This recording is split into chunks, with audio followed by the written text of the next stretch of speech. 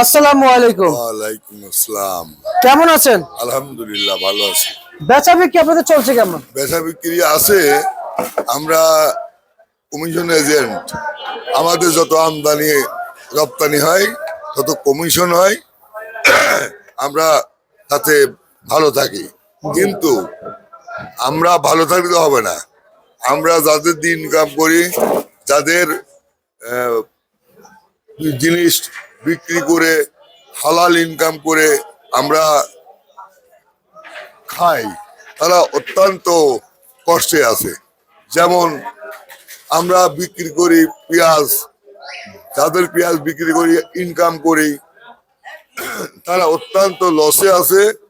আর গত বছরও প্রচুর টাকা লস হয়ে তাদের মেরুদণ্ড ভেঙে গেছে। এবার মনে করেছিল যে পেঁয়াজে লাভ হবে, মুখে একটা হাসি ছিল, এটা আশা ছিল, সে আশা নিরাশা হয়ে গেছে।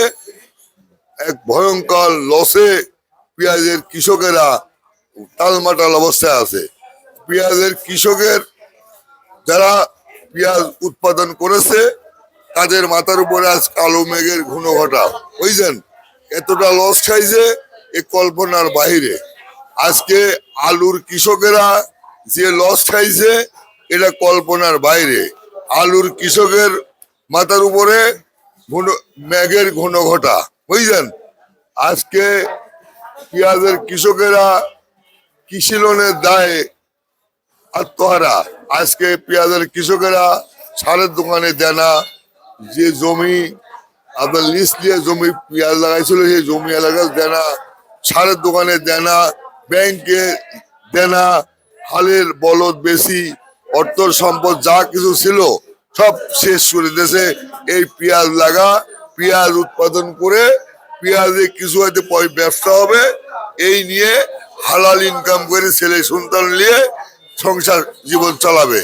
কিন্তু অত্যন্ত পরিবর্তনের বিষয়, সরকার পরিচালনার ভুলে, কিছু অফিসারের ভুলে এই দেশে ভরা মৌসুমে লক্ষ লক্ষ টন এলসি একবার 25 তারিখে অনুমোদন করাইছিল, আবার 28 তারিখে লক্ষ লক্ষ টন এলসি অনুমোদন করা। গোটা বাংলাদেশ এলসি পেঁয়াজের সয়লাভ হয়ে গেছে। দেশি পেঁয়াজ খুব কম বিক্রি হচ্ছে এবং দেশি পেঁয়াজের দামও অত্যন্ত কম। আমি অক্টোবর মাসের 28 তারিখ দিন বলে আসতেছি যে ডিসেম্বর মাসের 5 তারিখে থেকে পেঁয়াজের দাম কমে যাবে। এই প্রতিদিন কমে আসতেছে, প্রতিদিন কমতেছে। আজকে জানুয়ারির আজ হচ্ছে ফেব্রুয়ারির 1 তারিখ। এই যে ডিসেম্বর ভর মাস পেঁয়াজের দাম কমলো, জানুয়ারিতে সারা মাসটাই পেঁয়াজের দাম প্রতিদিন কমতে আছে। ফেব্রুয়ারির আজকে প্রথম 1 তারিখ, আজকেও দাম কমতেইছে। মনে করেন যে এই কুমার ভাষা আর কত কায়দা করে বলবো আর কমন করে বলবো। এই আলু আর পেঁয়াজের যে প্রতিদিন বাজার পড়ে যাচ্ছে, আর 2 মাস ধরে বলতেছি আমি বস্তু নিষ্ঠা সংবাদ পরিবেশন করি এবং বলি একটা মিথ্যার আশ্রয় নেব না। এতে যেটা হবার হবে, বুঝছেন? আজকে পেঁয়াজের বাজার, আলুর বাজার আজ 2 মাস প্রতিনিয়ত দাম কমতে আছে এবং পেঁয়াজের কৃষকের লসে, পেঁয়াজের কৃষকের আজ অর্থনৈতিক ভাবে একদম পঙ্গু হয়ে গেছে। আলুর কৃষকেরাও পঙ্গু হয়ে গেছে। আজ দিশিয়ারা, আজ ব্যাংকের দেউলিয়া হয়ে আজকে মানে অর্ধপাগল হয়ে গেছে পেঁয়াজের কৃষক আর আলুর কৃষক।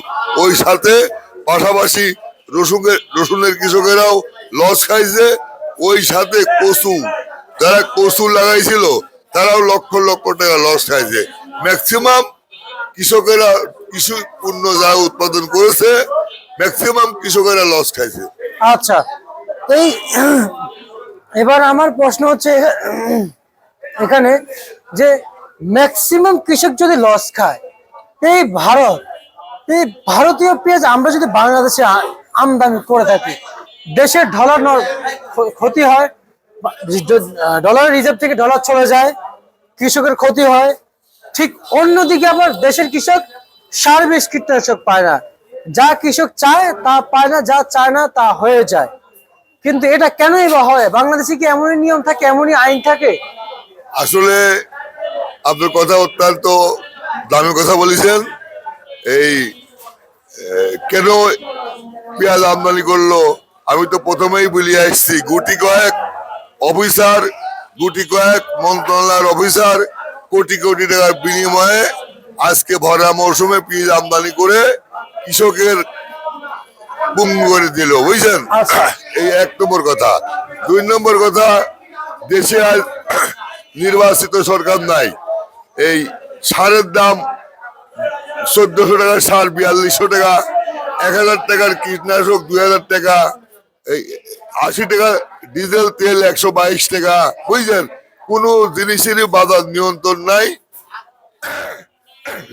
কৃষকেরা যেগুলি উপকরণ দিয়ে কৃষি পণ্য উৎপাদন করে, এই ধরনের মেশিন কম, সার কম, বিষ কম, তেল কম, এরম আধুনিক আরো কিছু মেশিন আছে, এই জোন যারা লিভার, এদের কথা বলেন।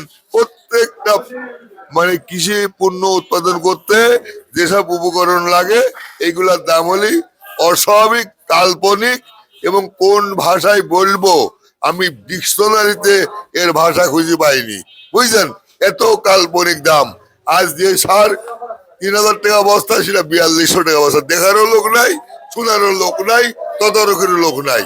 যে 100 গ্রাম বিষের দাম ছিল হলে 600 টাকা, ওটা বিক্রি হচ্ছে 1000 টাকা। দেখারও লোকও নাই, তদারকির লোকও নাই, শোনার লোকও নাই।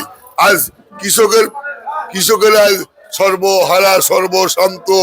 আজ কৃষকেরা পঙ্গু। কে দেখবে? কে আছে? কৃষকের পাশে কেউ নাই। আগামী দিন যদি কালে কোনো সরকার নির্বাচিত হয়ে আসে, কোনো দল নির্বাচিত হয়ে আসে, সরকার গঠন করে, তারা যদি কালে এই দেশের কৃষি পণ্য উৎপাদন ঠিক রাখতে চায়, এই দেশের কৃষি পণ্য সকল কৃষি পণ্য উৎপাদন পর্যাপ্ত পরিমাণ উৎপাদন করে দেশের কৃষি পণ্য দেশে চাহিদা মিটা বিদেশে করতে হয়, মানে রপ্তানি করতে হয়, এবং কৃষি নির্ভরশীল দেশ। তাহলে প্রধানত সরকারের কাজ হবে আপনার এই প্রথমে সরকার গঠিত হলেই, সরকার গঠিত 12 ফেব্রুয়ারি নির্বাচন, হয়তো তার পরের মাসে সরকার গঠন করে ওই 41টা দপ্তরের মধ্যে প্রধান কাজ হবে সরকারের শিক্ষা, জাতির মেরুদণ্ড। শিক্ষা খাতে প্রথম দেখবে, তারপরেই কৃষক চিহ্নিত করে কৃষকের হাতে কার্ড দিয়ে প্রথম মাসেই কৃষকদের প্রচুর পরিমাণ লোন দিতে হবে, আপনার প্রমোদনা লোন দিতে হবে, এবং 4% ইন্টারেস্টে লোন দিতে হবে। কৃষকের কাঁধে কাঁধ মিলাতে হবে, কৃষকের হাতে হাত মিলাতে হবে, এবং প্রথম দেখতে হবে শিক্ষা খাতকে, দ্বিতীয়ত দেখতে হবে কৃষি খাতকে। তাহলে দেশের উন্নতি হবে, ওই সরকারেরও উন্নতি হবে। আচ্ছা আচ্ছা, বুঝতে পারছি। এবং সেখানে তাহলে পেঁয়াজ কত চলছে বাজারে বিক্রি? পেঁয়াজ বিক্রি হচ্ছে আজকের নিচে বিক্রি হচ্ছে 33 টাকা, উপরে বিক্রি হচ্ছে 37 টাকা। আচ্ছা, এই পেঁয়াজ কোথাকার? ওটা ফরিদপুরের পেঁয়াজ। আচ্ছা আচ্ছা আচ্ছা আচ্ছা। বাজারে এই যে সালার বস্তা আলু কত? ওটা কুষ্টিয়ার পেঁয়াজ। কুষ্টিয়ার পেঁয়াজ কত বিক্রি চলছে? ওরা 33 টাকা বিক্রি হচ্ছে, আর ওই আপনার ফরিদপুরের পেঁয়াজ বিক্রি হচ্ছে 37 টাকা। আচ্ছা, আলু কত বিক্রি হচ্ছে? আলু নিচে 9 টাকা, উপরে 12 টাকা। আলুর দামও অস্বাভাবিকভাবে পড়ে গেছে বাজারে। অস্বাভাবিক আমদানি, অস্বাভাবিকভাবে দামও পড়ে গেছে। আর দেখেন আপনার মার্কেটে দেখেন কি পরিমাণ আমদানি, আরো পড়ে যাবে। আলুর বাজারও পড়ে যাবে, পেঁয়াজের বাজারও আরো কিছু না কিছু পড়বে। রসুন কত বিক্রি চলছে? রসুন বাজারে পড়ে গেছে। যে রসুন 50 টাকা বিক্রি হতেছিল, ওটা 45 টাকা, আর যেটা 65 বিক্রি হতেছিল ওটা 60 টাকা। আচ্ছা ঠিক আছে, এক সপ্তাহের ব্যবধানে 5 টাকা দাম কমে গেছে। ঠিক আছে, আপনাকে অসংখ্য ধন্যবাদ।